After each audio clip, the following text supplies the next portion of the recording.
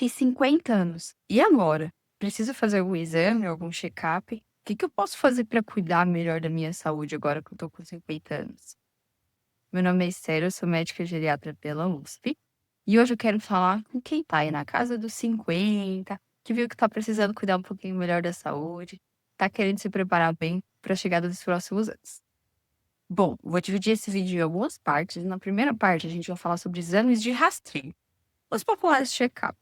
Lembrando que isso é extremamente individualizado, isso não substitui uma consulta médica. O médico geriatra é um médico apto a fazer esses rastreios de acordo com cada idade, tá?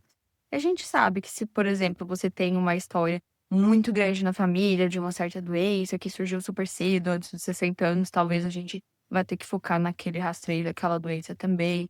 Ou então, se a gente está diante de alguma pessoa que tem um problema de saúde muito, muito grave, que vai diminuir a expectativa de vida dela, a gente vai deixar de fazer algum rastreio, enfim. Mas isso aqui é para a população no geral, serve para a maioria das pessoas. É para você ter um guia, saber o que, que você precisa saber para se cuidar. E aí depois eu vou falar sobre prevenção de saúde, que isso é mais importante ainda, que é a prevenção para evitar que a doença chegue. Mais importante do que diagnosticar a doença cedo é evitar que ela chegue, certo? Então, fica até o final, beleza? Primeiro, essa é para as mulheres. Papa Nicolau e mamografia. A mamografia, ela precisa começar a ser feita a partir dos 40 anos de idade. Algumas sociedades até indicam a partir dos 50, mas a gente sabe que tem benefício desde os 40 anos de idade. E a mamografia não é só ultrassom de mama, tá? A mamografia, ela diagnostica o câncer antes mesmo, o câncer de mama, que infelizmente é um câncer super comum, pode matar. Mas que, diagnosticado super cedo, antes mesmo, muito antes de dar sintomas, tem altíssimas chances de cura, tá? Então, eu não sinto nada, eu faço o autoexame da mama, então eu não preciso fazer mamografia. Não, gente. A mamografia é para pegar aquele câncer que tá minúsculo. Antes mesmo de aparecer ali no autoexame de mamas, a mulher liga para pegar, e mesmo o médico também, para fazer um exame físico ali. O exame físico é importantíssimo, mas nessa hora, pra gente fazer um exame físico e descobrir um câncer, ele tem que estar enorme já tá problemático, tá? Mamografia, no geral, a gente indica de forma anual, ou a não ser que tenha alguma orientação mais específica. Se você ainda não começou a fazer, tudo bem, comece a fazer agora mesmo. E o Papa Nicolau é aquele exame preventivo para o câncer de colo de útero, que infelizmente também é um câncer super comum, que tem uma evolução lenta. Ou seja, se a gente descobre ele cedo, a gente às vezes inclusive consegue tratar ali uma lesãozinha antes mesmo de virar câncer. E se a gente descobre cedo, ele tem altíssimas chances de cura também. Para isso precisa fazer o Papa Nicolau. No geral, desde os 25 anos de idade, tá?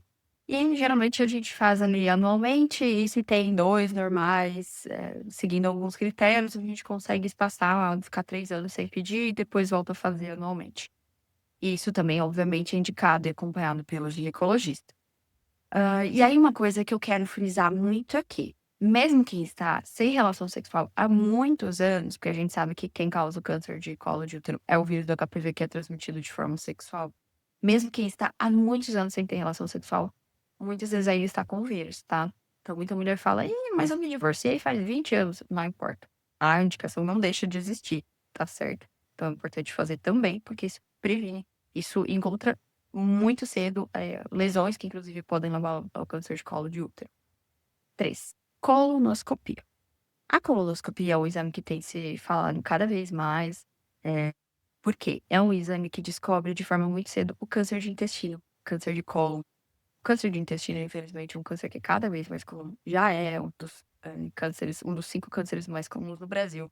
É um câncer que mata, mas que também ele costuma ter uma evolução lenta em boa parte dos casos. O que que isso quer dizer? Que se a gente descobre quando ele é bem pequenininho, às vezes não é nem câncer ainda, mas ele tá para virar câncer, se a gente tira ali, às vezes consegue tirar até mesmo na própria colonoscopia, pronto, a gente já eliminou um problemão. E é muito melhor do que deixar crescendo aquilo e aí precisar de uma cirurgia enorme, enfim.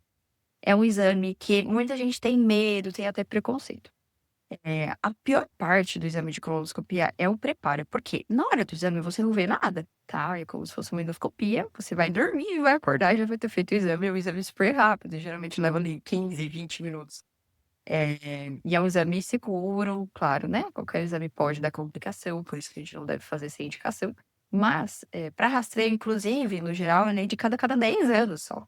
E ele é indicado a partir dos 45 anos de idade. Então, a cada 10 anos, se tiver tudo normal no exame, às vezes, se tem alguma alteração, a gente precisa fazer outro antes, mas se não é a cada 10 anos. No exame você não vai ver nada. O preparo é chatinho, porque como que é feito o preparo? A gente precisa limpar o intestino, então a gente dá muito laxante pra pessoa, pra ela ter muita diarreia, até que, né, consiga fazer o exame. Mas geralmente o preparo é 1 dia e meio, no máximo 2 dias, gente. Então, poxa, é 1 dia ruim a cada 10 anos. Vamos combinar que, assim, não é nada absurdo, que a gente faz coisas muito piores, assim, quando a gente sabe que tem o benefício daquilo. É muito pior descobrir o câncer mais tarde e aí sim, precisar passar por uma quimioterapia que talvez a gente pudesse evitar, por exemplo, tá. Então é um exame super legal de fazer e é necessário a partir dos 45 anos de idade, tá. Se você tá com 50 e ainda não fez, tá na hora de fazer, tá certo? Rastreio de câncer de pulmão. Essa eu tenho certeza que você não conhece. Para quem fuma ou já fumou, tá, tem que ter uma certa carga tabágica. Que isso? A gente calcula ali o quanto que a pessoa já fumou, de acordo com o número de cigarros e a quantidade de anos que ela fumou. Isso é mais o médico que tem que fazer realmente. E se a pessoa está fumando atualmente ou se parou de fumar nos últimos 15 anos e se ela tem entre 50 e 80 anos de idade, a gente pode rastrear um câncer de pulmão. É um rastreio que no Brasil não é tão falado assim, mas é um rastreio que pode sim ser feito com tomografia do tórax, com baixa dosagem, com a dosagem diminuída, que é feita todos os anos. De novo, o médico geriátrico consegue te ajudar com isso também, com esse rastreio, tá? E agora a gente vai falar sobre outras prevenções. Oftalmologista. Sim, é importante ir ao oftalmologista também, porque muita gente começa a ter dificuldade para enxergar e acaba deixando-se de lado. Só que quando a gente ignora, problemas de visão, a gente deixa de corrigir uma coisa que atrapalha muito a nossa qualidade de vida. Então vale a pena passar no oftalmologista, tá bem? Vacinas. Vacinas são uma ótima forma de prevenir muitas doenças e de dar um super estímulo ali no nosso sistema imunológico. Muita gente vive procurando, né, fórmulas de como melhorar o sistema imunológico, então vitaminas. Já fiz um vídeo sobre vitaminas e falei sobre a indicação delas, tá? Vou deixar o link aqui. Muita gente procura vitaminas, coisas que possam melhorar o sistema imunológico, mas a verdade é que não existe nada como vacinas para melhorar o sistema imunológico. As vacinas, elas nada mais são do que professores do nosso sistema imunológico. Ela vai lá e ensina o nosso sistema imunológico a se defender e combater vírus e bactérias, tá? Eu já fiz um vídeo especificamente sobre vacinas, então eu não vou me estender aqui, mas eu vou deixar esse vídeo linkado aqui. E eu vou pedir pra você ir lá conferir pra saber quais as vacinas que você, com 50 anos, tem indicação de tomar. Beleza? Atividade física. Atividade física, gente, ela é necessária durante toda a vida, certo? 2 tipos de atividade física. Atividade física aeróbica, que é aquela que cansa, que faz suar, isso faz bem pro coração. É um dos maiores protetores, um dos maiores evitadores de doenças que matam muito, como, por exemplo, a AVC, né, que é o derrame, infarto, tá? Além de evitar contra outras doenças como pressão alta, diabetes e até mesmo câncer. E demências também, gente. Então, é algo extremamente necessário e obrigatório. E a atividade física aeróbica, ela deve ser praticada em 150 minutos por semana, dividido em 3 dias, preferencialmente, ou seja, 3 vezes de 50 minutos na semana, ou então 4 vezes de 40 minutos, ou 5 vezes de meia hora, enfim. Quando a atividade física é leve, então, caminhada, ciclismo também é considerado uma atividade física leve a moderada, uma dança mais leve. Ou então, se você faz atividade física aeróbica intensa, que é principalmente a corrida, aí pode ser 75 minutos por semana, tá bem? E a atividade física resistida, que é aquela que faz ganhar músculo, e músculo tem a ver com independência, tá? Eu já falei várias vezes aqui no canal. Isso tem a ver com independência, com cair menos, com precisar menos dos outros, com ficar menos internado quando a gente é idoso, certo? A atividade física resistida que faz ganhar músculo, que é a academia, a ginástica, o pilates, ela deve acontecer pelo menos 2 vezes na semana, 30 minutos. Mas quanto mais, melhor, certo?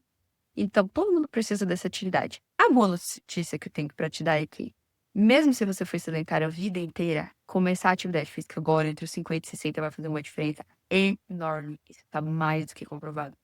Sim, é possível ganhar muito músculo, mesmo depois dos 50 anos de idade. E você vai sentir a diferença. Então, se não começou ainda, tá na hora de começar. E outras doenças que também devem ser rastreadas, já deveriam até estar sendo rastreadas antes, mas que a gente pode rastrear também a partir de agora, é pressão alta, certo?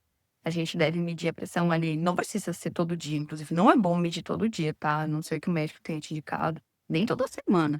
Mas se a gente mede a pressão ali uma vez por ano, 2 vezes por ano, a gente já consegue ter um acesso, saber se a gente precisa medir com mais frequência para diagnosticar uma pressão alta, porque a pressão alta é uma doença silenciosa, não dá sintomas, mas se não tratada, ela pode trazer problemas como AVC, um infarto, e como até mesmo, demências também. Diabetes também é um exame que a gente deve fazer, e aí varia de paciente para paciente. Quando tá normal, a gente às vezes pode passar a cada 2, 3 anos ou então anualmente. E colesterol alto também. Por quê? Colesterol alto também é um dos principais fatores de risco para você ter um AVC ou um infarto, então a gente precisa descobrir esse colesterol alto para começar a tratar e evitar todas essas complicações, certo? Isso é feito através de exames de sangue também. Lembrando, o médico geriatra é capacitado para fazer todos esses rastreios e essas indicações também, tá bem? Espero que você tenha gostado. Se você aprendeu algo novo com esse vídeo, não deixa de deixar aqui no comentário para mim que eu vou adorar saber. E se inscreva no canal, porque toda semana tem vídeo novo. Até mais.